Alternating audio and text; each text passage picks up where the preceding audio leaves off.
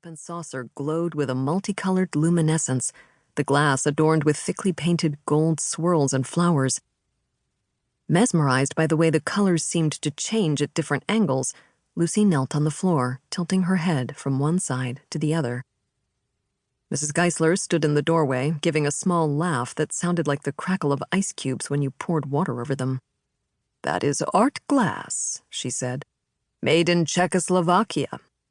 It's been in my family for 100 years. "How did they put the rainbows in it?"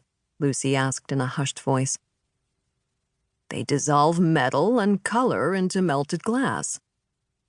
Lucy was astonished by the revelation. "How do you melt glass?" But Mrs. Geisler was tired of talking. "Children ask too many questions," she said, and went back to the kitchen. Soon, Lucy had learned the word for what was wrong with her 5-year-old sister: meningitis. It meant that Alice would come back very weak and tired, and Lucy must be a good girl and help take care of her, and not make messes. It also meant that Lucy must not argue with Alice or upset her in any way. "Not now," was the phrase Lucy's parents told her most often. The long, quiet summer had been a grim departure from the usual routine of playdates and camps and ramshackle lemonade stands. Alice's illness had turned her into the center of mass around which the rest of the family moved in anxious orbits like unstable planets. In the weeks after her return from the hospital, piles of new toys and books accumulated in her room. She was allowed to run around the table at mealtimes, and she was never required to say please or thank you. Alice was never satisfied with eating the biggest piece of cake or staying up later than other children. There was no such thing as too much for a girl who already had too much. The Marinns lived in the Ballard neighborhood of Seattle, originally populated by Scandinavians who had worked in salmon, fishing, and canning industries.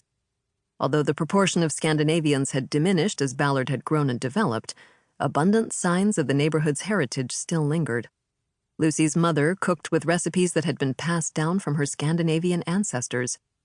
Gravlax, cold-cured salmon flavored with salt, sugar, and dill, pork roast rolled with gingered prunes in the center, or crumb cake, cardamom cookies rolled into perfect cones on the handles of wooden spoons. Lucy loved to help her mother in the kitchen, especially because Alice wasn't interested in cooking and never intruded.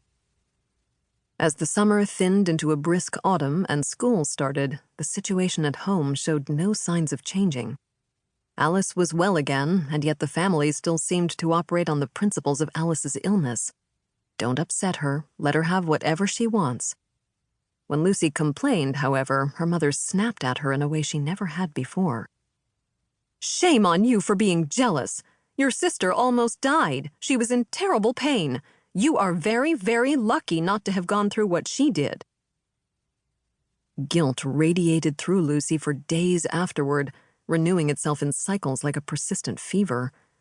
Until her mother had spoken so sharply, Lucy had not been able to identify the nagging feeling that had drawn her insides as tight as violin strings. But it was jealousy. Although she didn't know how to get rid of the feeling, she knew that she must never say a word about it. In the meantime, all Lucy could do was wait for things to go back to the way they had been. But they never did. And even though her mother said she loved both her daughters equally but in different ways, Lucy thought the way she loved Alice seemed like more. Lucy adored her mother, who always came up with interesting rainy day activities and never minded if Lucy wanted to play dress-up with the high-heeled shoes in her closet. Her mother's playful affection, however, seemed folded around some mysterious sadness. Now and then, Lucy would enter a room to find her staring vacantly at some fixed spot on the wall, a lost look on her face. Early some mornings, Lucy would tiptoe to her parents' room and climb into her mother's side of the bed, and they would snuggle until the chill of Lucy's bare feet had dissolved beneath the warm covers. It annoyed her father when he realized that Lucy was in bed with them, and he would grumble that she should go back to her own room. "In a little while," her mother would murmur, her arms wrapped securely around Lucy. "I like to start the day this way." And Lucy would burrow against her more tightly.